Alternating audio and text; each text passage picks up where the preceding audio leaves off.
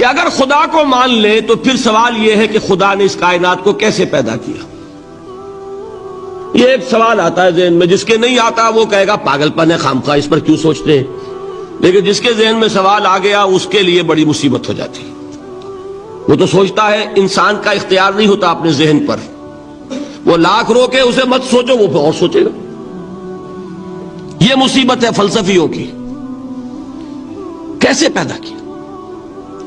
اب ایک تصور تو یہ ہے کہ جیسے یہ میز ہے، بڑھئی نے بنایا اس کو، بڑھئی علیحدہ ہے، میز علیحدہ ہے. لیکن اس میں یہ بات ماننی پڑے گی کہ پہلے کوئی چیز تھی جس سے میز بنائی. لکڑی تو تھی نا، اس سے میز بنائی. لہذا ہندوؤں میں ایک عقیدہ یہ ہے کہ خدا بھی قدیم، مادہ بھی قدیم. خدا نے اس مادے سے یہ شے بنا دی، مادے سے یہ بنا دی.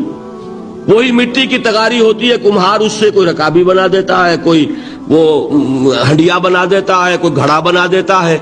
مٹی تو ہے نا پہلے. تو مادہ بھی قدیم، خدا بھی قدیم، اور مادے سے خدا نے یہ شکلیں بنا دی. ٹھیک، یہ بھی سنویت ہو گئی، توحید تو ختم ہو گئی. تو جن لوگوں کا ذہن تھا توحیدی لیکن اس مسئلے میں الجھ گئے، انہوں نے ایک اور شکل تجویز کی کہ خدا خود ہی اس شکل میں تبدیل ہو گیا. کیسے؟ جیسے برف پگھلتی ہے تو پانی بن جاتا ہے. پانی کہاں سے آیا؟ برف سے. اب کوئی پوچھے برف کہاں ہے؟ بھائی یہی پانی ہے، یہی برف ہے یا نہیں؟ اسی پانی کو آگ کے اوپر آپ نے رکھ دیا، وہ بھاپ بن گئی. اب آپ کہیں برف کہاں ہے، پانی کہاں ہے؟ یہی بھاپ جو ہے یہی در حقیقت پانی ہے، یہی بھاپ جو ہے یہی برف ہے. یہ ہے وہ ہماؤس پینتھیزم جس کو انگریزی میں کہتے ہیں، کہ خود خدا نے روپ دھار لیا اس کائنات کا. یہ دو فلسفے ہیں. کیا ہے یہ؟ بدترین شرک ہے. پہلی اگر شکل ہے تو وہ انسان خدا قرار پا گیا. جس کو اوتار مانا وہ خدا ہو گیا کہ نہیں؟ اور دوسری شکل میں تو ہر چیز ہی خدا ہے، یہ بھی خدا، یہ بھی خدا، پتھر بھی خدا، درخت بھی خدا، ہر چیز خدا. اس لیے کہ وہ برف پگھلی ہے تو پانی بنا ہے. وہ پانی چاہے زیر زمین آ رہا ہے، وہ پانی چاہے زمین کے اوپر دریا کی شکل میں آ رہا ہے یا زمین میں سوتے چل رہے، پانی تو وہی برف ہے جو پہاڑوں پر ہمالیہ پر پڑا ہوا ہے، وہی پگھل رہا ہے، یہ کچھ بن رہا ہے. یہ ہے شرک فی الذات کی دوسری قسم جو دنیا میں رہی، پینتھیزم اور انکارنیشن، یا حلول اور ہماؤس. سمجھ میں آگے؟ اب میں ایک بات آپ سے عرض کروں گا. اللہ کا اس امت پر بہت بڑا فضل ہے جس کا آپ کو شکر ادا کرنا چاہیے. اس نوع کے شرک سے یہ امت 15ویں صدی شروع ہو جانے کے باوجود تاحال بحیثیت مجموعی محفوظ ہے.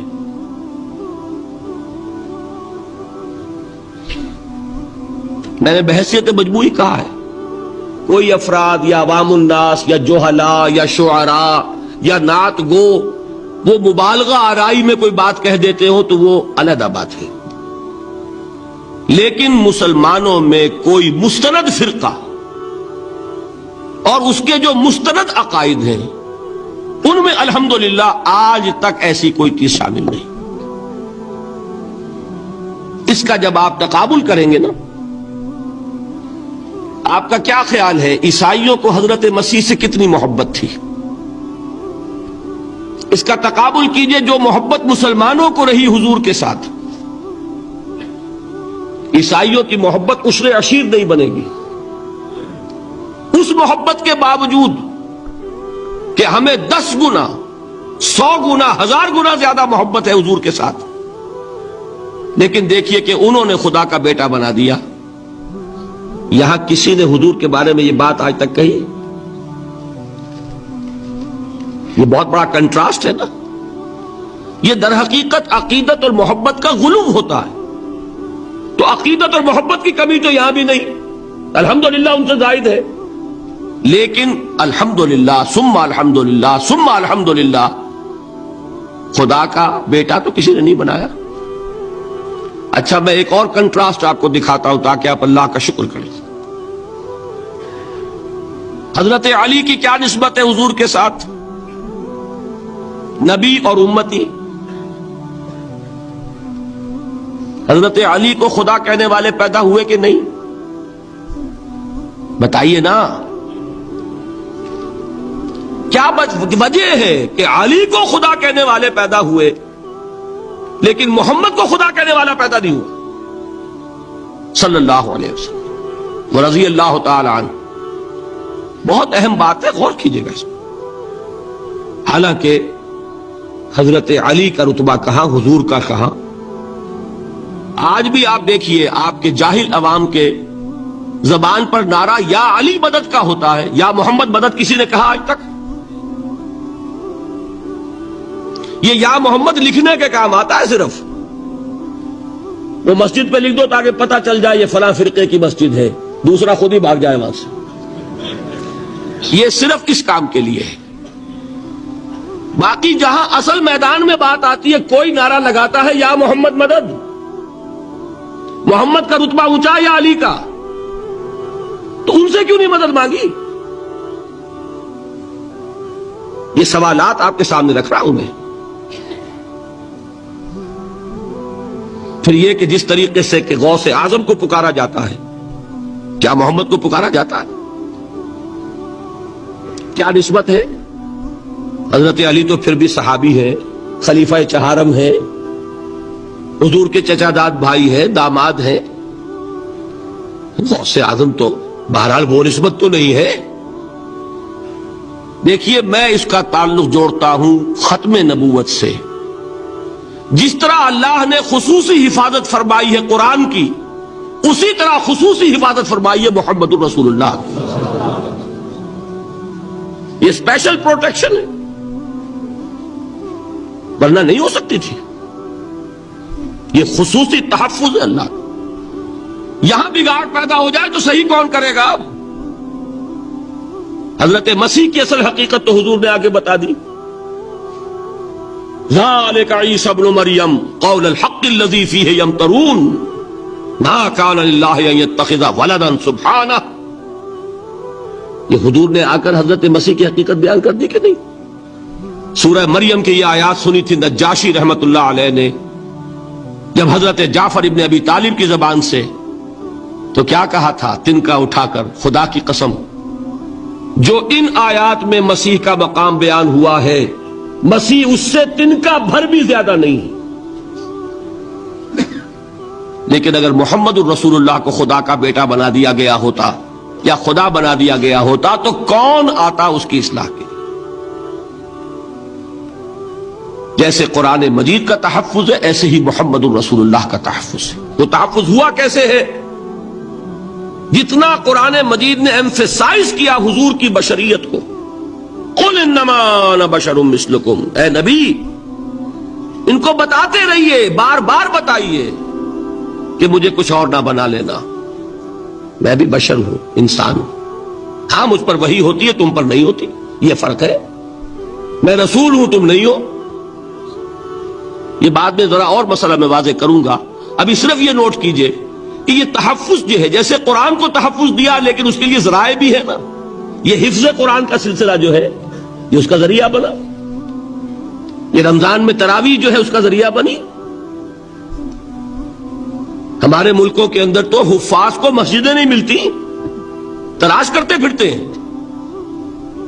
اور ایک جیسا کہ اینول جشن ہوتا ہے قرآن مجید کا، ہر حافظ اپنا حفظ تازہ کر رہا ہے، حفاظ لگے ہوئے ایک دوسرے کے ساتھ تازہ کرنے میں. یہ ذریعہ ہے اللہ تعالیٰ نے کہ جس کے ذریعے سے قرآن کو محفوظ کیا. تو حضور کو جو حفاظت دی اس کا ایک طریقہ کیا ہوا؟ قرآن مجید میں حضور کی بشریت کا نمایاں کرنا، اور دوسرا یہ کہ خود حضور نے ایسی باریک بینی سے روکا. یہ بھی آپ کو پسند نہیں تھا کہ میں آؤں تو تم کھڑے ہو جاؤ. سنا کہ نہیں سنا آپ نے؟ صحابہ کو آپ روکتے تھے. ایک صحابی کی زبان سے نکل گیا ما شاء اللہ و ما شئت، جو اللہ چاہے اور جو آپ چاہیں، فوراً ٹوک دیا اجعلتنی للہ ندن، کیا تم نے مجھے خدا کا مد مقابل بنا دیا؟ مشیت صرف اس کی ہے۔ یہ روک ٹوک، یہ وہ چیزیں ہیں کہ جس کی بنا پر اللہ نے تحفظ عطا فرمایا۔ یہ جو آپ نے فرمایا میری قبر کو کسی جلسے اور جشن کا مرکز نہ بنا لینا، فرمایا کہ نہیں فرمایا؟ اللہ تعالیٰ لعنت فرمائے بنی اسرائیل پر کہ انہوں نے اپنے نبیوں کی قبروں کو تو میلہ گاہ بنا لیا۔ یہ ساری وہ ہیں، یہ تحفظات ہیں، یہ بچاؤ ہے، یہ امت کو متنبہ کیا جا رہا ہے کہ محبت اور عقیدت کا غلو جیسے پہلے ہوا، یا اہل الکتاب لا تغلو فی دینکم، اے کتاب والو اپنے دین میں غلو سے کام نہ لو۔ یہ غلو محبت، غلو عقیدت ہے جس کی بنا پر وہ خدا کے بیٹے بنا دیے گئے، اور اگر وہ ہوتا یہاں اللہ کا نہ معلوم اللہ کے برابر کس طریقے سے حضور کو بنا دیا جاتا، لیکن قرآن نے خود حضور نے اس کی پیش بندی کی، جس کا ظہور ہم دیکھ رہے ہیں کہ اللہ کے فضل و کرم سے یہ امت تاحال بحیثیت مجموعی محفوظ ہے۔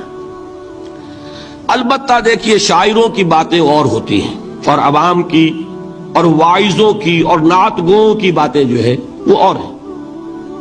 میں جس چیز کی نفی کر رہا ہوں وہ علماء کی بات ہے۔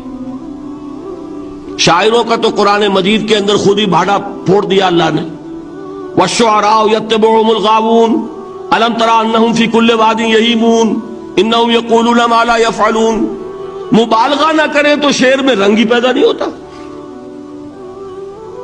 پھر شعر کائے کو کہنا ہے نثر کہو بھائی، مبالغے سے اس میں ایک تاثیر پیدا ہوتا۔ وہ مبالغے ہمارے شاعروں نے، ہمارے نعت گوؤں نے کیے ہیں، اور اس میں اللہ تعالیٰ انہیں معاف کرے، بالکل اوتار کر الفاظ بھی استعمال کر دیے۔ وہی جو مستوی عرش تھا خدا ہو کر، اتر پڑا وہ مدینے میں مصطفیٰ ہو کر۔ بتائیے رام چندر جی کے بارے میں جو عقیدہ ہے، اب کیا فرق رہ گیا؟ بال برابر فرق ہے یا کوئی؟ اور نقطے پیدا کرتے ہیں۔ مدینے کی مسجد میں منبر کے اوپر بغیر عین کا ایک عرب ہم نے دیکھا، کیا سمجھ میں آیا؟ عرب میں سے عین نکالا، کیا بنا؟ یہ نقطہ آفرینی ہے۔ اسی طریقے سے ہماری شاعری میں کچھ ہماؤست کا رنگ بھی پیدا ہو گیا ہے۔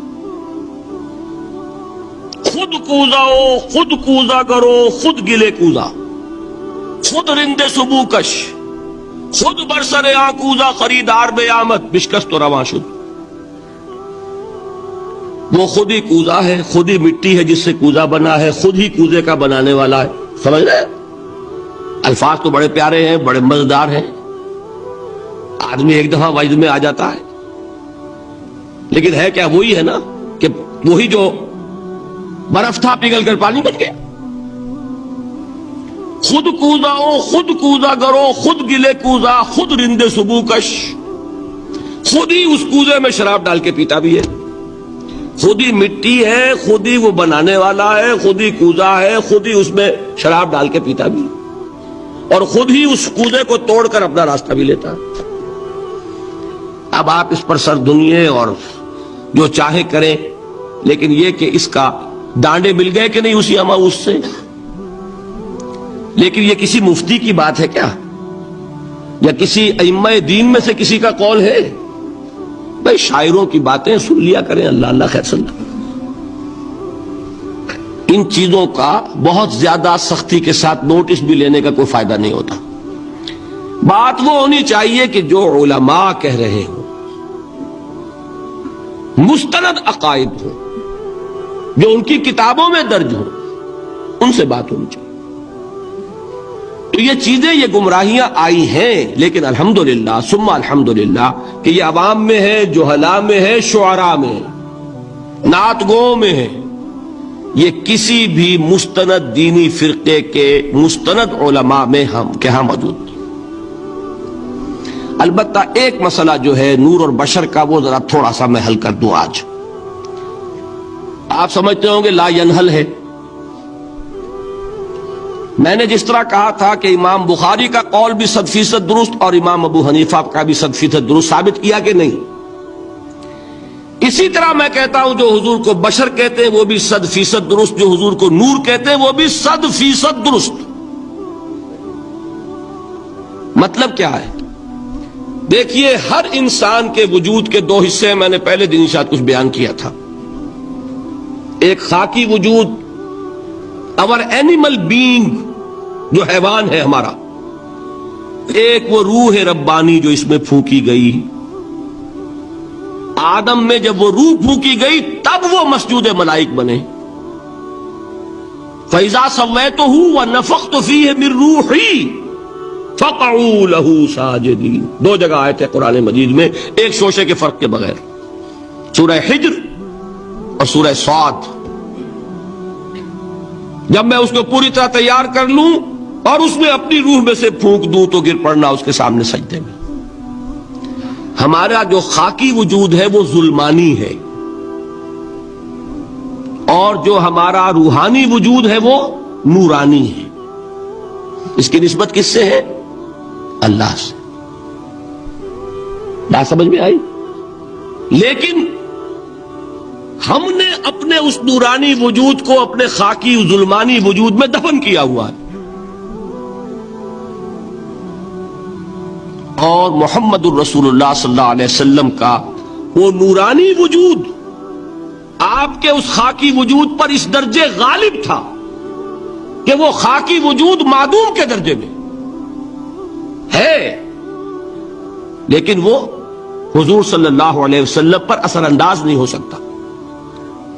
وہی خاکی وجود ہے جسے ہم نفس کہتے ہیں، نفس غلبہ کر سکتا ہے محمد پر صلی اللہ علیہ وسلم۔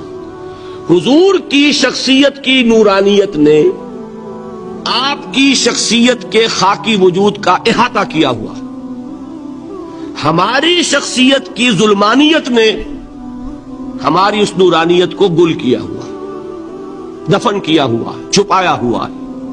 بس یہ فرق ہے۔ انہیں آپ کہہ لیں نور، صحیح ہے، ان کی نورانیت غالب۔ یہی بات ہے جو حضور نے اس طرح سمجھائی۔ دیکھو، ہر انسان کے ساتھ ایک شیطان ہوتا ہے۔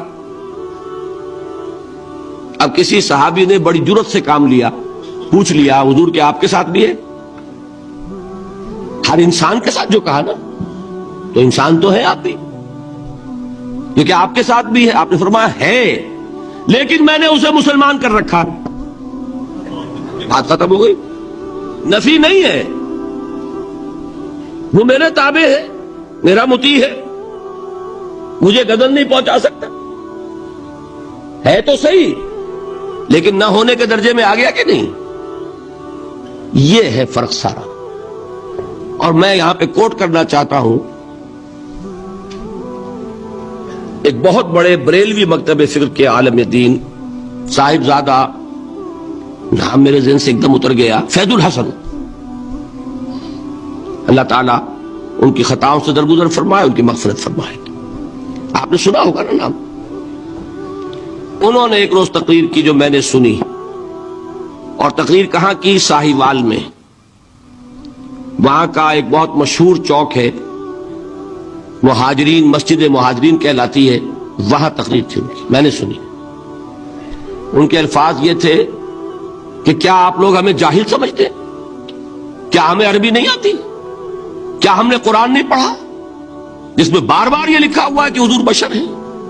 حضور بشر ہیں، لیکن اصل میں ہم حضور کی بشریت کو نمایاں کرنے کو سوء ادب سمجھتے ہیں۔ بات سمجھیے آپ نے، اس قدر پیاری بات ہے۔ انہوں نے کہا کہ آپ کے باپ کا نام کیا ہے؟ عبد الرحمان۔ آپ عبد الرحمان کہہ کے پکارتے ہیں انہیں؟ ابا جان۔ ابھی آپ نے وہ آیات سنی، حضرت ابراہیم نے اپنے مشرک باپ کو یا ابت ہے، یا ابت ہے، بڑا پیارا ترجمہ کیا، ابا جان، ابا جان۔ کیا نام لیں گے؟ آپ کے باپ کا نام ہے، نام نہیں لیتے آپ، کیوں؟ ادب کی وجہ سے۔ اسی وجہ سے ہم در حقیقت حضور کی بشریت کو نمایاں کرنے کو سوء ادب سمجھتے ہیں، ورنہ کوئی ہم جاہل ہیں، ہمیں عربی نہیں آتی، ہم نے قرآن نہیں پڑھا، ہم جانتے ہیں کہ وہ بشر۔ بات سمجھ میں آئی؟ کتنی آسانی سے مسئلہ حل ہوتا، بشرطے کہ نیت حل کرنے کی ہو۔ آخر آمنہ کے بیٹے ہیں، عبداللہ کے بیٹے ہیں، عبد المطلب کے پوتے ہیں، بچپن آپ پر گزرا ہے، لڑکپن آپ پر گزرا ہے، نوجوانی آپ پر آئی ہے، جوانی آپ پر آئی ہے، شادی آپ نے کی ہے، اولاد آپ کی ہے. کون بے وقوف احمق ہوگا کہ جو آپ کی بشریت کا انکار کرے گا؟ لیکن یہ کہ جس طریقے سے اس کو بیان کیا جاتا ہے وہ ایک مسئلہ بن گیا اختلافی، وہ رد و قضا اور کھینچ تان. اور اس میں بھی سمجھ لیجئے مثلکم پر جو ایمفیسس بعض حضرات دے دیتے ہیں اپنے توحیدی جو ان کے اندر ایک مزاج ہے، اللہ تعالیٰ ان کے مزاج کو اور پختہ کرے، لیکن اس میں بھی مبالغہ کیا جاتا ہے. ایک حدیث مجھ سے سنیے جس میں حضور نے مثل کا انکار کیا.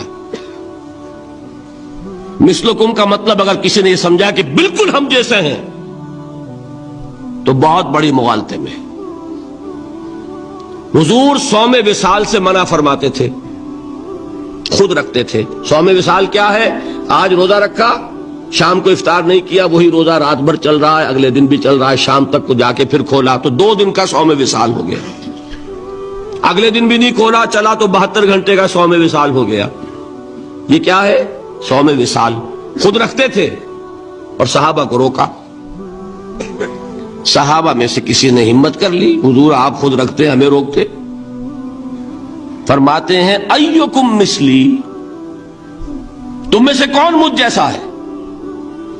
ابھی تو عند ربی، میں تو اپنے رب کے پاس رات گزارتا ہوں. ہوا یطعمنی ویسقین، وہ مجھے کھلاتا ہے پلاتا ہے. بتائیے کون ہے جو اس کا دعویٰ کرے گا؟ حضور کے خصائص ہیں. حضور خود فرماتے ہیں تم صرف سامنے سے دیکھتے ہو، میں پیچھے سے بھی دیکھتا ہوں. کہاں ہوا وہ مثلیت؟ اگر آپ نے بالکل اپنے جیسا سمجھ لیا تو بڑے مغالطے میں ہیں. نبی کا مقام ہے، نبی کا رتبہ ہے، نبی کے خصائص ہیں. آپ سو گئے تو آپ کی نیند، آپ کی وضو ٹوٹ گئی اور نبی سو گیا تو کہاں گئی مثلیت؟ پھر مثل اس معنی میں کہ بشر ہیں، نسل آدم سے ہیں، اس میں کوئی شک نہیں. اس معنی میں مثل ٹھیک ہے، قل انما انا بشر مثلکم. لیکن ہر اعتبار سے تو نہیں. سب سے بڑا فرق یہی ہے کہ وہی آ رہی ہے، معراج پہ تشریف لے گئے ہیں، اس دنیا میں بیٹھے ہوئے بھی جنت کا مشاہدہ فرما لیتے ہیں، کرا دیا جاتا ہے. دوزخ کا مشاہدہ کرایا جاتا ہے، فرشتے کو دیکھ رہے ہیں. یہ چیزیں ہیں. اور پھر خصائص جیسا کہ میں نے عرض کیا کہ آپ پیچھے سے بھی دیکھتے ہیں. آپ کا معاملہ یہ ہے کہ آپ اگر سو جائیں تو آپ کا وضو نہیں ختم ہوگا.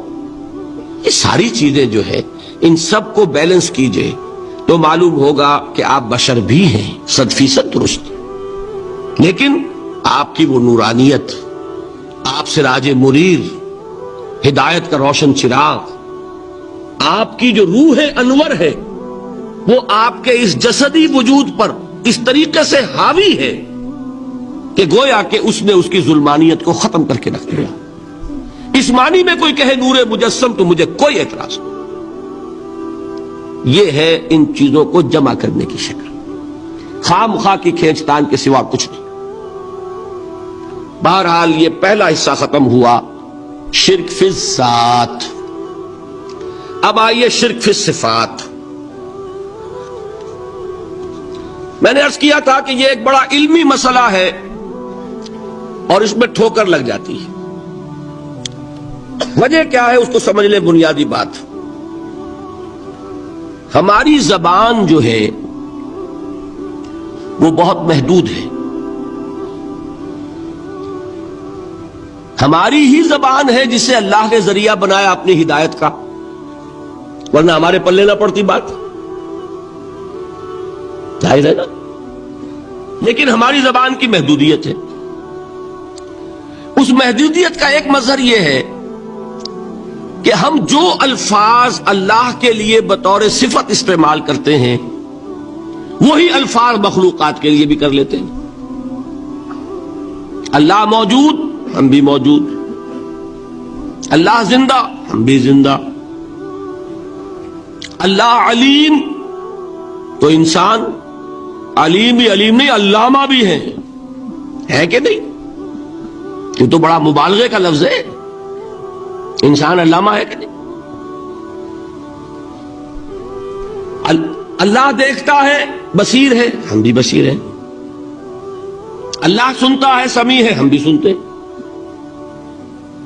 اللہ کو قدرت حاصل ہے، کچھ ہمیں بھی حاصل ہے۔ ایک مکہ مارا تھا حضرت موسیٰ نے، جان نکال دی تھی کہ نہیں؟ ہے نا کچھ نہ کچھ۔ اللہ چاہتا ہے، ہم بھی چاہتے ہیں۔ اسے دیکھیے چاہت میں وہ ہو گیا تھا جس پر روک دیا حضور نے، ما شاء اللہ وما شئت اجعلتنی للہ ندا، کیا تم نے مجھے اللہ کا مد مقابل بنا دیا؟ دھوکہ ان الفاظ کے اشتراک کی وجہ سے لگ جاتا ہے۔ بات سمجھ میں آئی؟ اب اس میں فارمولہ میں نے عرض کیا تھا کہ ایک نوٹ کر لیں تو مسئلے سارے حل ہو جائیں۔ جب ہم کوئی لفظ بطور صفت اللہ کے لیے بولتے ہیں اور اسی لفظ کو مخلوق میں سے کسی کے لیے بولتے ہیں، مخلوق میں سب آ گئے، جمادات، حیوانات، انسان، اولیاء اللہ، فرشتے، انبیاء، رسول، سب مخلوق تو ہیں نا۔ تو کل مخلوقات کو جب ہم ایک لفظ بطور صفت استعمال کریں گے اللہ کے لیے اور اسی لفظ کو استعمال کریں گے بندوں کے لیے، تو ان میں 3 فرق ہیں جو ذہن میں رہنے چاہیے، گن کر یاد کیجئے۔ اللہ کی ذات قدیم ہے، ہمیشہ سے ہے، اسی طرح اس کی صفت بھی قدیم ہے، ہمیشہ سے ہے۔ مخلوقات حادث ہیں، ان کی صفات بھی حادث ہیں۔ حادث قدیم کے مقابلے میں کہ پہلے نہیں تھی پھر ہو گئی۔ ایک فرق، اللہ کی ذات از خود ہے، کسی اور نے تو اس کو وجود نہیں بخشا نا۔ اللہ کا وجود از خود ہے، ذاتی ہے۔ اسی طرح اس کی صفات ذاتی ہیں، کسی اور کی عطا کردہ نہیں ہے۔ مخلوق کوئی ہو کسے باشد، ان کا وجود ذاتی نہیں، عطائی ہے، اللہ نے دیا تو وجود ملا۔ اسی طرح ان کی صفات عطائی ہیں، ذاتی نہیں۔ 2 فرق ہو گئے۔ اللہ کی ذات مطلق ہے، لا محدود، اسی طرح اس کی صفات مطلق ہیں، لا محدود۔ مخلوق کی ذات محدود، کسے باشد، صفت بھی محدود۔ 3 فرق ہے، ذاتی، عطائی، قدیم، حادث، لا محدود، محدود۔ 3 فرق ذہن میں رہیں تو جو صفت بھی آپ اب بولیں گے اس میں یہ تینوں باتیں ذہن میں رہیں۔ سمجھ میں آ گئی بات؟ اب اس کا اطلاق کیجئے تو یہ علم غیب کا مسئلہ حل ہو جائے گا۔ یہ بھی لا ینحل سمجھا جاتا ہے۔ علم کسی کا بھی ہو، انسان، فرشتہ، اولیاء، انبیاء، رسول، حضور صلی اللہ علیہ وسلم، کسی کا بھی حادث ہے، قدیم نہیں ہے، عطائی ہے، ذاتی نہیں ہے، محدود ہے، لا محدود نہیں ہے۔ 3 باتیں مان لیں، شرک نہیں ہوگا۔ ان میں سے ایک کو ساقط کر دیں، شرک ہو جائے۔ آئی بات سمجھ؟ اللہ کی قدرت ذاتی ہے، عطا کردہ نہیں۔ مخلوق میں جس کو قدرت حاصل ہے وہ عطائی ہے، ذاتی نہیں۔ اللہ کی قدرت لا محدود، یفعل ما یشاء فعال لما یرید علی کل شیء قدیر۔ ہم مخلوق کوئی بھی ہو اس کی قدرت محدود۔ اللہ کی قدرت جب سے وہ ہے ہمیشہ سے ہے، ہمیشہ سے قدرت بھی ہے، اور مخلوق میں سے قدرت یہ حادث ہے۔ تینوں چیزیں سامنے رہیں، شرک نہیں ہوگا۔ ایک چیز کی بھی کمی ہو گئی، شرک ہو جائے۔ یہ ساری صفات پر لے آئیے۔ اللہ کی حیات ذاتی، ہماری عطائی، لائی حیات آئے، قضا لے چلی چلے، اپنے بس میں نہ آنا تھا نہ جانا ہے۔ زندگی اس کی عطا کردہ ہے، جب چاہے لے لے۔ اللہ کی حیات بھی ایسی ہے کیا؟ ذاتی الحی. ہماری حیات محدود، ویسے بھی محدود، موت آئے گی شاید ختم ہو جائے. چلیے موت ختم نہیں کرتی، ہم سمجھتے ہیں کہ وہ ہماری ابدی ہے. محدود اس معنی میں تو ہے کھانے کو نہ ملے تو کمزوری، ذرا کام کیا تو تکان، نیند بھی آ رہی ہے، اونگ بھی آ رہی ہے. اور اس کی حیات الحی القیوم لا تاخذہ سنۃ ولا نوم. حیات ذاتی ہے، لامحدود ہے اور قدیم ہے. یہاں حیات عطائی ہے اور حادث ہے اور محدود ہے، ساری صفات. اس کو ذہن میں رکھ لیجئے. تو اب دو مسئلے میں یہاں حل کر دوں. جو لوگ کہتے ہیں حضور کو علم غیب نہیں تھا اور جو کہتے ہیں تھا، بدقسمتی سے دونوں نے ڈیفینیشن علیحدہ کر لی. جو ڈیفینیشن نفی کرنے والوں نے کی ہے اس کی وجہ سے، اس کے اعتبار سے واقعتاً نہیں تھا. انہوں نے ڈیفینیشن یہ کی ہے، تعریف یہ کی ہے، وہ علم جو خود حاصل ہو جائے. اللہ کا عطا کردہ علم جو ہے وہ کہتے ہیں وہ غیب نہیں ہے. تو وہ بھی مانتے ہیں کہ ہر علم جو حضور کو حاصل ہے وہ اللہ کا عطا کردہ. میں سائی والی میں یہ سارے مرحلے میں نے طے کیے نا اپنے زمانہ طالب علمی میں. مولانا منظور احمد شاہ صاحب ہیں سائی وال میں ایک، میں ان کے پاس حاضر ہوا. میں نے کہا جی یہ مسئلہ کیا ہے علم غیب کا، مجھے ذرا سمجھائیں. انہوں نے ایک کتاب اپنی نکالی کہ دیکھیے صاحب، ہم حضور کے علم کے بارے میں یہ باتیں مانتے ہیں. حضور کا علم حادث ہے، قدیم نہیں ہے. حضور کا علم محدود ہے، لا محدود نہیں ہے. حضور کا علم عطا کردہ ہے، ذاتی نہیں. میں نے کہا یہ تین باتیں اگر آپ مان لیں تو میرا تو جھگڑا کوئی نہیں آپ سے. ہوتا کیا ہے جب آئیں گے وعظ میں، خطابت میں، تو عالم ما کان وما یکون، اب الفاظ وہ استعمال کر جائیں گے. ایک واعظ ہے، عام مقرر ہے، واہ واہ ہوتی ہی نہیں، نعرے لگتے ہی نہیں، محفل میں گرمی آتی نہیں جب تک کہ ایسے مبالغے نہ کریں. لیکن وہ چیز لکھی ہوئی ان کے ہاں ہے کہ حضور کا علم حادث ہے، قدیم نہیں ہے. حضور کا علم محدود ہے، لا محدود نہیں ہے. حضور کا علم عطائی ہے، ذاتی نہیں ہے. ان تینوں چیزوں کے بعد کوئی بڑے سے بڑا وہابی اور بڑے سے بڑا اہل حدیث بھی انکار نہیں کرتا. باقی یہ بات جان لیجئے کہ غیب اور حضور یا شہادہ یہ در حقیقت عام انسانوں کے اعتبار سے الفاظ استعمال ہوئے. جب قرآن میں کہا جاتا عالم الغیب والشہادہ، اللہ غیب اور جو ظاہر ہے یا موجود ہے سب کا جاننے والا ہے، تو مجھے بتائیے اللہ کے لیے کوئی غیب ہے؟ اللہ کے لیے کوئی شے غیب ہے؟ تو کیوں کہا جا رہا ہے عالم الغیب والشہادہ؟ وہ ہمارے اعتبار سے کہا جا رہا ہے. جو تمہارے لیے غیب ہے اللہ اس کو بھی جانتا ہے، اور جو تمہارے سامنے اللہ اسے بھی جانتا ہے. اللہ کے لیے تو کل شہادہ ہے. کسی شے کا لا یعزب عنہ مثقال ذرۃ فی السماوات والارض، آسمانوں اور زمین کا ایک ذرہ بھی اس سے غائب نہیں ہوتا. غیب کا وجود کیا اللہ کے لیے؟ تو یہ الفاظ مستعمل ہے ریلیٹو ہمارے اعتبار سے، اور ہمارے اعتبار سے جو شے غیب ہے اس میں سے ایک حصہ اللہ دیتا ہے نبی کو، تبھی تو نبی بنا. فرشتے کو دیکھا، فرشتہ ہمارے لیے غیب ہے. جنت دکھائی کہ نہیں دکھائی، ہمارے لیے غیب ہے کہ نہیں ہے. دوزخ کا مشاہدہ کرایا کہ نہیں کرایا، ہمارے لیے وہ غیب ہے کہ نہیں ہے. جو چیزیں ہمارے لیے غیب ہیں انہی کے پردے اللہ کچھ اٹھاتا ہے، کل غیب نہیں. کل غیب کا علم ہو جائے گا تو وہ شرک ہو جائے گا. کل کا لفظ جہاں آیا شرک ہوا. جب آپ کہہ رہے ہیں محدود ہے، لا محدود نہیں ہے، تو کل کا لفظ استعمال نہیں کر سکتے. لیکن غیب میں سے کچھ علم دیا گیا تبھی تو نبی بنا، ورنہ میرے اور نبی میں فرق کیا ہوا پھر؟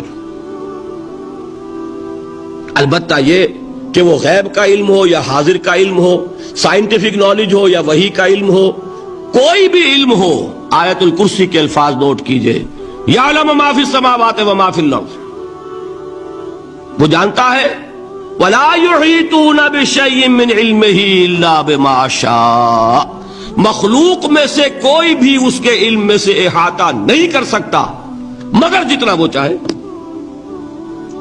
اب یہ بات علیحدہ ہے کہ ہم کون ہے طے کرنے والے کہ ناپیں بیٹھ کر کہ اللہ نے ابراہیم کو کتنا علم دیا، ہم ناپ سکتے ہیں؟ عیسیٰ کو کتنا دیا ہم جان سکتے ہیں؟ تو ابراہیم کا، موسیٰ کا، عیسیٰ کا نہیں ناپ سکتے تو محمد رسول اللہ کا کہاں ناپیں گے؟ یہ پاگل پن ہے، یہ ہے جو غلطی ہوتی ہے۔ ہم کون ہے طے کرنے والے؟ اللہ نے اپنے نبی کو دیا جو دیا، بات ختم۔ کل نہیں کہیں گے، کل کہا شرک ہو جائے گا، ذاتی کہا شرک ہو جائے گا۔ عطائی ہے، جو دیا اللہ نے دیا، اور کل نہیں دیا، جتنا چاہا دیا، ہے حادث قدیم نہیں۔ تینوں چیزوں مان لیجئے تو شرک کا کوئی شائبہ نہیں ہوگا۔ باقی جہاں ایک طرف قرآن میں وہ آیات ہیں کہ اللہ کے غیب کو کوئی نہیں جانتا، ٹھیک، وہاں یہ بھی ہے کہ لا یظہر غیبہ، لا یظہر علی غیبہ الا من ارتضی بالرسول، وہ اپنے غیب پر قابو نہیں دیتا مگر اپنے رسول میں سے جس کو چاہے۔ یہ دونوں آیتیں قرآن کی ہے کہ نہیں؟ اسی لیے در حقیقت جو غیب کی نفی کرتے ہیں حضور سے، وہ کہتے ہیں کہ از خود معلوم ہونے والی شے غیب ہے۔ ہم کہتے ہیں از خود تو کوئی بھی شے کسی کو معلوم نہیں، ہمیں حاضر کا علم بھی اللہ ہی دیتا ہے تو ہوتا ہے، غیب کا تو بہت دور کی بات ہے۔ یہ مسئلے بڑے سیدھے ہیں، خام خواہ ہم نے پیچیدہ بنایا ہوا ہے۔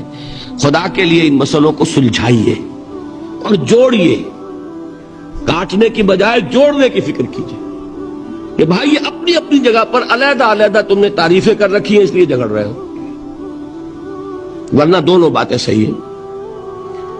ایک مسئلہ ذرا اور زیادہ علمی ہے، میں ذرا پریشان ہو رہا ہوں کہ وقت زیادہ ہو رہا ہے،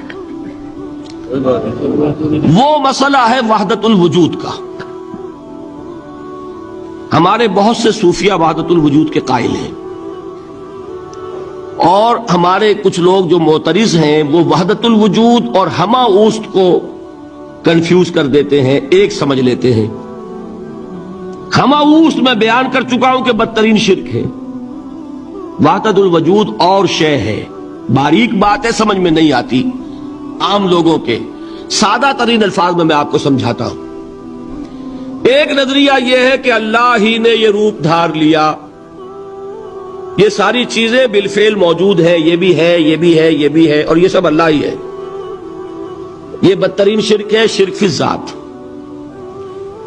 ایک لوگوں کی رائے یہ ہے کہ یہ کچھ ہے ہی نہیں، یہ شراب ہے۔ شراب میں کیا ہوتا ہے؟ آپ کو پانی نظر آتا ہے نا؟ ہوتا ہے پانی؟ نہیں۔ ہر چند کہے کہ ہے، نہیں ہے، ہے ہی نہیں، بس اللہ ہی ہے، یہ ہے ہی نہیں۔ دیکھیے ایک شعر ہے، کل ما فی الکون وہم او خیال اور رکوس فی المرایا او ظلال، اس کائنات میں جو کچھ ہے یا تو وہم ہے یا خیال ہے، یا جیسے شیشے میں عکس ہوتا ہے، آپ ادھر کھڑے آئینے کے نظر آ رہے ہیں، ادھر بھی ہے، ادھر کوئی نہیں، یا جیسے سایہ ہوتا ہے، سایہ درخت کا سایہ زمین پر پڑ رہا ہے، اس کا کوئی وجود ہے؟ تو ایک رائے یہ، آپ اس سے اختلاف کریں، اسے پاگل پن کہہ دیں، کیا بیوقوفی کی بات کر رہے ہیں؟ جو چاہے آپ کہہ دیں، شرک نہ کہیے۔ وہ کہتے ہیں موجود صرف ایک ذات اللہ کی ہے، حقیقتاً موجود، یہ جو کچھ نظر آ رہا ہے یہ موجود ہی نہیں ہے، اس کو شرک نہیں کہیں گے۔ اسے اختلاف کریں، کوئی ضروری نہیں ہے کہ آپ مانیں ان کی بات، میں یہ نہیں کہہ رہا کہ آپ ضرور مانیں۔ شیخ احمد سرہندی رحمت اللہ علیہ نے اسے سمجھایا ہے اس کائنات کی حقیقت کیا ہے، ایک مثال سے۔ ان کے نظریے کو وحدت الشہود کہتے ہیں نا، وحدت الشہود، وحدت الوجود۔ شاہ ولی اللہ دہلوی نے فیصلہ کیا ہے کہ دونوں میں باریک سا فرق ہے، کوئی فرق نہیں ہے، تعبیر کا فرق۔ وہ مثال دیتے ہیں کہ دیکھیے ایک مشعل لیجئے، مشعل کیا ہوتی ہے؟ ایک لکڑی ہے، اس کے ایک سرے کے اوپر آپ نے کپڑا وغیرہ باندھ کے تیل ڈال کے آگ لگا دی، شعلہ جوالا ہے، ایک شعلہ، ٹھیک؟ وہ فرماتے ہیں کہ اس کو تیزی کے ساتھ ایک دائرے میں حرکت دیجئے، آپ کو آگ کا دائرہ نظر آئے گا؟ دیکھنے والے کو نظر آئے گا کہ نہیں؟ کیا دائرہ فی الواقع موجود ہے؟ بات ثابت ہو گئی کہ نہیں ہے، نظر آ رہا ہے۔ یہ فرماتے ہیں حضرت مجدد ای الصنعت باری تعالی است، کہ معدوم را موجود می نمائند، یہ اللہ تعالیٰ کی صنائی ہے، خلاقی ہے، کہ جو شے ہے نہیں اس کو دکھا دیتے ہیں کہ ہے۔ جیسے آپ نے آج سے دائرہ دکھا دیا ہے نہیں، اس کائنات کا کوئی وجود نہیں۔ میں پھر عرض کروں گا آپ اس سے اختلاف کریں، اسے نہ مانیں، چھوڑ دیں اس کو، یہ مسئلے ہیں فلسفے کے، لیکن سوال یہ ہے کہ اس کو شرک نہیں کہیں گے آپ۔ شرک وہ ہے جب کہیں یہ بھی شے ہے اور خدا ہے، یہ بھی ہے اور خدا ہے، پتھر بھی ہے اور خدا ہے۔ جب یہ کہا جائے گا یہ ہے ہی نہیں، صرف خدا ہے، تو در حقیقت اس کو شرک نہیں کہیں گے، یہ وحدت الوجود ہے، یونٹی آف بینگ۔ اب اس کو میں ایک اور اعتبار سے سمجھا دوں گا تو مجھے امید ہے اللہ تعالیٰ اس کو آپ پر کھول دے گا۔ دیکھیے، ایک ہمارا علم، ایک اللہ کا علم، ٹھیک؟ جب تقابل کریں گے تو کیا کہیں گے؟ اللہ کے علم کے مقابلے میں ہمارا علم ہے ہی نہیں، ٹھیک؟ اللہ کی قدرت کے مقابلے میں ہماری قدرت زیرو، اللہ کی مشیت کے مقابلے میں ہماری مشیت کچھ نہیں۔ وما تشاؤون الا ان یشاء اللہ، تم چاہ بھی نہیں سکتے جب تک کہ اللہ نہ چاہے۔ تو کیا ہوئی؟ خاک ہوئی۔ یہی آتے ہیں نا جو حدیث جس میں کہ دعا استخارہ حضور نے تلقین فرمائی، اور صحابہ فرماتے ہیں کہ حضور نے ہمیں اس طرح سکھائی یہ دعا استخارہ جیسے قرآن سکھایا۔ اس میں الفاظ کیا ہیں؟ فَإِنَّكَ تَعْلَمُ وَلَا أَعْلَمُ وَتَقْدِرُ وَلَا أَقْدِرُ، اے اللہ تجھے قدرت حاصل ہے، مجھے کوئی قدرت حاصل نہیں۔ اگر ظاہری الفاظ پر جائیں گے تو یہ تو خلاف واقعہ بات ہے۔ کیا حضور کو کوئی علم حاصل نہیں تھا؟ یہاں تو حضور فرما رہے فَإِنَّكَ تَعْلَمُ وَلَا أَعْلَمُ، یا چلیے اگر کوئی اور عام انسان کہتا ہے میں نہیں جانتا، تو کیا کوئی علم حاصل نہیں اسے؟ کچھ نہ کچھ علم تو ہے نا۔ لیکن اللہ کے علم کے مقابلے میں وہ نہ ہونے کے برابر ہے۔ اسی طریقے سے سمجھ لیجئے اللہ کے وجود کے مقابلے میں اس کائنات کا وجود نہیں ہے۔ بات ختم ہو گئی، مسئلہ صاف ہو گیا۔ حقیقی وجود صرف اللہ کا ہے، یہ اعتباری ہے، یہ ٹرانزینٹ، آل از چینج، پینٹا رائم، بدل رہی ہے ہر شے، کسی چیز کو ثبات نہیں۔ آپ ایک لمحے پہلے جو آپ تھے وہ آپ، ایک لمحے بعد وہ آپ نہیں ہیں، بدل گئے آپ۔ ایک تسلسل ہے آپ کا کہ آپ سمجھتے ہیں کہ آپ وہی ہیں کہ جو آج سے 10 سال پہلے تھے۔ کیا آپ وہی ہیں؟ بدل چکے، خون پورا بدل چکا، نہ معلوم کتنی دفعہ بدل چکا، کھال بدل چکی۔ یہ تو معلوم یہ ہوا کہ یہ جو کچھ ہے ٹرانزینٹ ہے، عارضی ہے، فانی ہے، نہ ہونے کے برابر ہے، وجود برحق صرف اللہ۔ یہ بھی در حقیقت اسی شرک فی الوجود کی بات ہے۔ اگر ہم یہ کہیں کہ اللہ بھی موجود ہم بھی موجود، یہ کیا ہو گیا؟ شرک فی الوجود۔ اسی کو کہا ہے غالب نے جارو بلا بیار کہ این شرک فی الوجود، با گرد فرش و سینہ با ایوان برابر است۔ اگر آپ کے گدے کے اوپر گردہ پڑ گیا ہو تو جھاڑتے ہیں نا، فرش کے اوپر گردہ ہے تو جھاڑو سے صاف کرتے ہیں۔ غالب کہتا ہے کہ اگر تمہارے دل میں یہ گردہ آ گیا ہے کہ تم بھی موجود ہو، اللہ بھی موجود ہے، تو لا کی جھاڑو سے صاف کر دو اس گردے کو، کہ یہ شرک فی الوجود ہو جائے گا۔ ہم نہیں ہیں بھائی، ہمارا کیا وجود، ہماری کوئی کیا حقیقت ہے؟ اللہ ہی ہے، بس یہ ہے اصل میں۔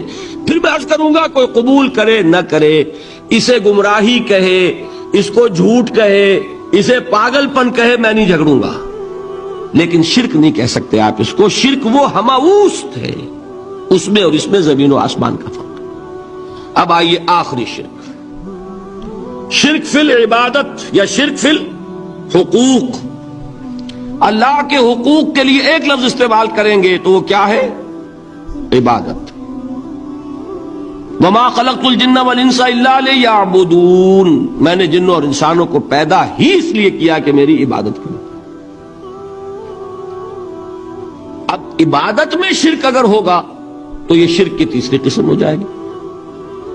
عبادت میں شرک سے مراد کیا ہے اس کو سمجھیے. یہ میں پہلے بیان کر چکا ہوں عبادت کسے کہتے ہیں. عبادت کے دو جز سمجھ لیجئے. جیسے ایک میرا یہ جسم ہے، ایک اس میں روح ہے. روح نظر نہیں آتی، نظر جسم آتا ہے، لیکن اس جسم کا سارا وجود اس روح سے ہے. چلیے روح کو چھوڑیں، جان کیا کس بلا کا نام ہے؟ کسی کو نظر آئی آج تک؟ لیکن یہ جان ہی ہے جو اس جسم کو قائم رکھے ہوئے. اسی طرح عبادت کا ایک جسم ہے، ایک جان ہے. جسم کیا ہے؟ اطاعت، اللہ کی بندگی، ہما تن بندگی، ہما وجوہ بندگی، ہما وقت بندگی، یہ تو بیان کر چکا. اور روح کیا ہے؟ محبت، اللہ کی محبت. اطاعت جبر سے کی جاتی ہے تو وہ عبادت نہیں کہلاتی. انگریز کی اطاعت ہم کرتے تھے نا، لیکن کیا عبادت کرتے تھے؟ بات سمجھ میں آئی؟ اطاعت تو کر رہے تھے، عبادت نہیں. عبادت اس اطاعت کو کہتے ہیں جو کسی ہستی کی محبت سے سرشار ہو کر ہما وقت، ہما تن، ہما وجوہ کی جائے. تو جسد ظاہری کیا ہے عبادت کا؟ اطاعت. اور روح کیا ہے؟ محبت. اب ان دونوں کے اعتبار سے شرک کیا ہے، توحید کیا ہے، اس کو سمجھ لیجئے. اور یہ ہے وہ چیزیں جو میں نے عرض کیا تھا کہ بالکل الجبرا کے فارمولوں کی طرح کی بات ہے. اطاعت میں توحید کیا ہے؟ کہ مطاع مطلق صرف اللہ. ٹھیک، باقی ساری اطاعتیں اللہ کی اطاعت کے تابع. نفی نہیں ہے، والدین کی اطاعت کرو، لیکن جہاں والدین حکم دیں اللہ کے حکم کے خلاف، بات ختم، اطاعت نہیں ہوگی. بیوی شوہر کی اطاعت کرے، آپ اولو الامر کی اطاعت کریں، شاگرد استاد کی اطاعت کرے، مرید پیر کی اطاعت کرے، لیکن کیا پیر کو یہ بھی حق ہے کہ اللہ کے کسی حکم کو منسوخ کر دے؟ رسول کے کسی حکم پر اپنے حکم کو ور کرے، بالا تر رکھے؟ سمجھ میں آ گیا؟ اصول کیا ہے کہ اطاعت مطلق، unconditional, unlimited obedience is due only to Allah. All the other obediences are limited by His injunctions. اس کو حضور نے کیسے بیان کیا؟ لا طاعت لمخلوق فی معصیت الخالق. مخلوق میں سے کسی کی اطاعت نہیں ہوگی جس میں خالق کی معصیت لازم آ رہی. جہاں اللہ کا کوئی حکم نہیں ہے آپ میرا حکم مان لیجیے، یہ شرک نہیں ہوگا. جہاں اللہ کا حکم ہے اس کے خلاف میں حکم دوں اور آپ مان لیں تو یہ شرک ہو جائے. بات سمجھ میں آ گئی کہ نہیں؟ اب اس کو اپلائی کیجئے. ایپلیکیشن بالکل انڈیویجول لیول پر کیجئے. پہلے اللہ کا حکم کیا ہے؟ فجر کا وقت ہو گیا، نماز پڑھو. نفس کا حکم کیا ہے؟ سو. آپ نے اطاعت کی نفس کی، آپ کا مطاع کون ہوا؟ نفس. اور اللہ کی معصیت میں ہوا کہ اس کے حکم کے تابع ہوا، تو آپ کا نفس کیا بن گیا؟ آپ کا خدا، معبود. یا غلطی ہے اس میں کوئی؟ اس شرک کو پہچانیے ذرا. کون بچے گا؟ اب بات سمجھ رہے؟ اگر تو وہ فارمولہ صحیح ہے تو پھر یہ اپلائی ہو گیا. اب آپ کے اندر اتنی ہمت ہونی چاہیے، یا یہ سوچئے کہ فارمولے میں غلطی ہے. یو کین ریفر بیک، آئیے دوبارہ دیکھیے، فارمولہ صحیح ہے. لا طاعت لمخلوق، میرا نفس مخلوق ہے کہ خالق ہے؟ مخلوق. میں نے اپنے نفس کی اطاعت کی اپنے خالق کی معصیت میں، تو میرا مطاع کون ہوا؟ نفس. جو مطاع ہے وہی معبود ہے، میرا معبود کون ہوا؟ نفس. اس کو کہتے ہیں مولانا روم، نفس ما ہم کم ترس فرعون نیست، لیکن اورا عون ایرا عون نیست. میرا نفس بھی فرعون سے کم نہیں ہے. فرعون نے کیا کہا تھا کہ یہ مملکت میری ہے مصر کی، یہاں میرا قانون چلے گا. الیس لی ملک مصر، کیا مصر کی حکومت میری نہیں ہے؟ میں نہیں جانتا کون اللہ کون رسول، کیا حکم صحیح کیا غلط، میرا حکم چلے گا. تو میرا نفس بھی تو یہی کہتا، میں نہیں جانتا کیا اللہ کا حکم کیا رسول کا حکم، میری مرضی پوری کرنی پڑے گی، میری خواہش، میری چاہت، میری تمنا وہ پوری کرنی پڑے گی. اور ہم ہاتھ جوڑ کر اس کے آگے کھڑے ہو جائیں کہ بھائی ٹھیک ہے جو تیری مرضی، اللہ کی مرضی پیچھے تیری مرضی پہلے. تو معبود کون ہوا؟ نفس ما ہم کم ترس فرعون نیست، لیکن اورا عون ایرا عون نیست. ٹھیک، قرآن سے سند چاہیے. قرآن نے فرمایا ارائیت من اتخذ الہہ ہواہ، کیا تم نے دیکھا اس شخص کو جس نے اپنی خواہش نفس کو اپنا الہ بنا رکھا ہے؟ الہ کا لفظ وہ ہے جو آپ کے کلمہ طیبہ میں ہے، کہہ رہا ہے لا الہ الا اللہ، اور تسبیح پڑھ رہا ہے لا الہ الا اللہ، اور جب فارغ ہوتا ہے تو نفس کو فوراً معبود بنا لیتا ہے. ارائیت من اتخذ الہہ ہواہ، کیا تم نے دیکھا اس شخص کو جس نے بنا لیا اپنی خواہش نفس کو اپنا معبود. اچھا، اسی کو میں اب ٹاپ پر لے جا رہا ہوں، درمیان میں فل ان دی بلینکس آپ کر لیجئے گا. یہ میں نے کہا تھا انڈیویجول میں. اب آئیے کلیکٹیو لائف جو ہے، قومی زندگی، اس میں سب سے اونچی چیز کیا ہوتی ہے؟ کسی بھی ریاست کا دستور. دستور میں کیا بات طے ہوتی ہے؟ اولین کہ حاکمیت کس کی ہے. ٹھیک، اگر آپ نے کہا جمہور کی حاکمیت ہے، کسی نے کہا فلاں خاندان کی حاکمیت ہے، کیا ہوا؟ یہ ہوا کہ نہیں؟ گھبرا کیوں رہے ہیں؟ پکڑے نہیں جائیں گے.